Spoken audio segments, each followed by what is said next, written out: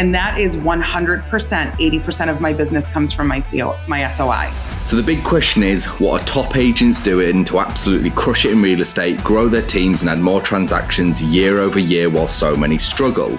To get the answers, we interview the top real estate agents to learn their secrets to success. My name is Andrew Dunn. And my name is Peter Michael.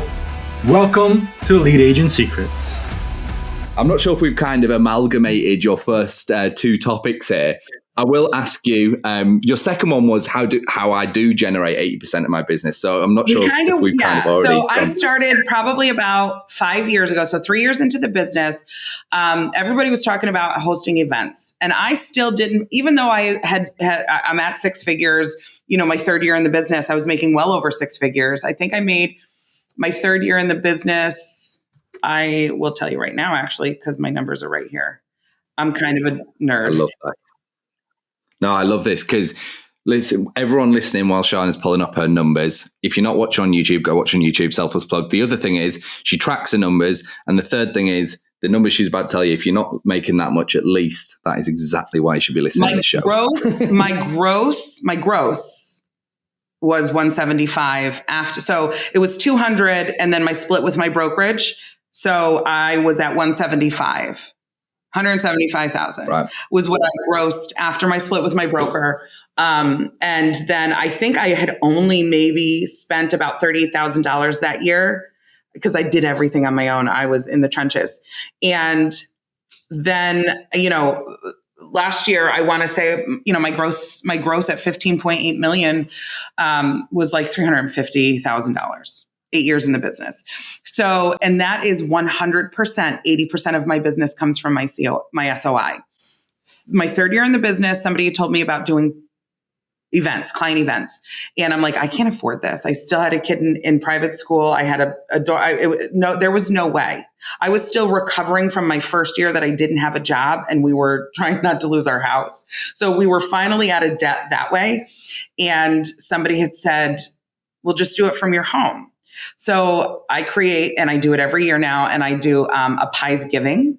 So I sent out a card with a return. I sent out a card with a return card inside. You put in your name. What kind of pie did you want? And I made them from scratch. I made pumpkin pies and apple pies from scratch that Thursday, Friday, and Saturday, and they came on Sunday. I invited them into my homes. I've seen every one of their homes. I've sat in their living room. I've stood in their kitchen, right? So it's we're reversing that, and we're becoming very intimate that way. And I continue to do it, except for in 2020. I unfortunately did not, but I sent out gift certificates for them. And then in 2021, I did it again. I did not bake them because I wanted people to feel comfortable. So I went to one of our local apple orchards and I had ordered 100 pies. And I did it in my front yard with a fire pit.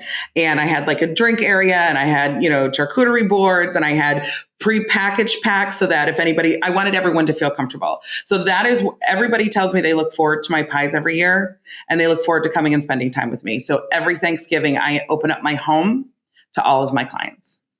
And not all of them. That's amazing. I find this very interesting because as our show has progressed and we have a variety of different guests, different backgrounds, you're one of the guests that's definitely sticks out in my mind where you keep your relationships very, very, very close and intimate. We've had some other ends of the spectrums where it's like, I'm just here to do the transaction. Like I'm here to represent you in the best of my ability and that's it. I don't need to know about your kids. I don't need to know about anything. And you're like the other extreme of the spectrum where it's like, come into my house at Thanksgiving, break bread with me, have some pie, take some home with you. Essentially where I'm leading to this is, do you feel that is the reason why you're able to get so much out of your sphere of repeated business because of the proximity to your clients and the intimacy that you provide? Yes, because after your transaction is closed, that is not the end of your relationship with somebody that just made one of the biggest purchases of their lives, and they trusted you to guide them through it, whether you were a selling agent or a buyer's agent. So I had one of the really most meaningful feedback that I ever had is they said, you know what, Shauna, you stayed more in touch with me than anybody else ever in anything that I've ever done. And I was like, I don't know what you mean by that. And they're just like, it was a friend of mine. She had gone through a lot. A lot of my clients are my friends now, right? Like, so like I'll go meet them somewhere for a bite to eat on a Thursday. And they're like, hey, here we are. I friend them all on Facebook.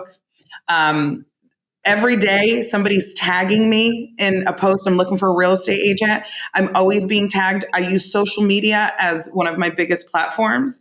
If you go to my social media page, my Bitmoji kind of is my, she's kind of part of my brand because I'm Shauna Sold It. So whenever you see anything, my son's friends now, he's 20 and his friend group, are just starting, some of them, to look into buying their first homes because I've been educating them for the last 8 years that once they're done with college to come talk to me so that we can help them find an investment property. So I have them ready to go. And his one friend just graduated college with a master's, and he sends me a picture. He's mowing somebody's lawn next to one of my properties, and he posted, he's like, Shauna Sold It. So I have, it's generational. Right. So it's just generational. It's just, I am really good at having relationships. I'm really good at having that piece of it. And as long as you stay in relationship with people, I'm not calling them and asking them quarterly for business. I'm calling and checking in on them. I'm calling and saying, hey, how was Jake's first birthday? I'm calling and saying, oh my gosh, I can't believe Ryan literally is the cutest thing in the whole wide world. Or I'll just call them randomly and just be like, how are things going with Clementine? I saw that she graduated puppy class. So I stay close. I just stay close. I don't ask for business because we are in a relationship business.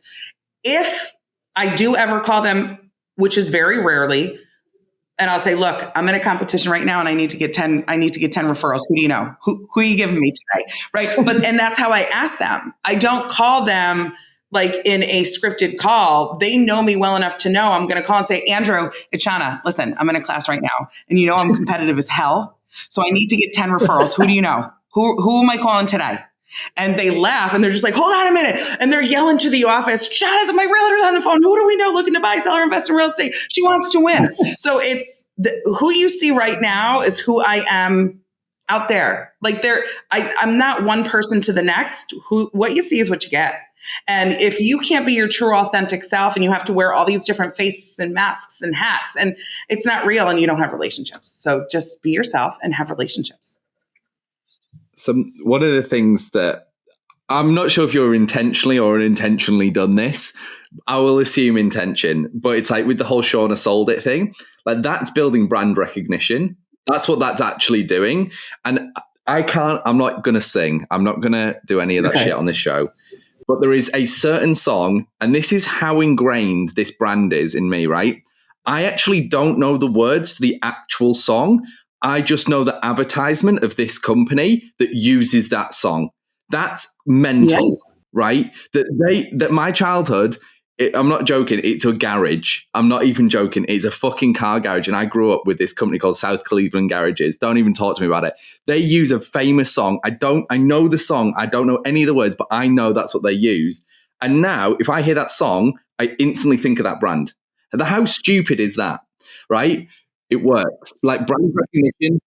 I thought the song that you were talking about was like the pa-da-pa-pa-pa. No, McDonald's. I'm not going to sing. I could sing it and you guys would probably know, as in like the tune. I'm not going to do it. Our listeners, seriously, they want to go on with their day. I'm not trying to get them to all rest in peace with hearing me trying to hum along, but it's brand recognition is amazing. Like Shauna Sells It. I thought, with the guy with the masters, I thought you were going to say his name was something like Lonnie, and it was like Lonnie's Lawn Care. He's like, I've got inspired by you. So Shauna Sells It and his Lonnie's Lawn Care, Leon's Lawn Care. I thought it would be a right duet you'd have there. Oh, and by the way, you might not have known this. We've already helped over 100 agents cross over $100,000 and up in GCI per year with our predictable and scalable systems. So if you're interested in learning more about our courses and coaching to help you scale your business to 6 figures and beyond, head over to go.eliteagentsecrets.com.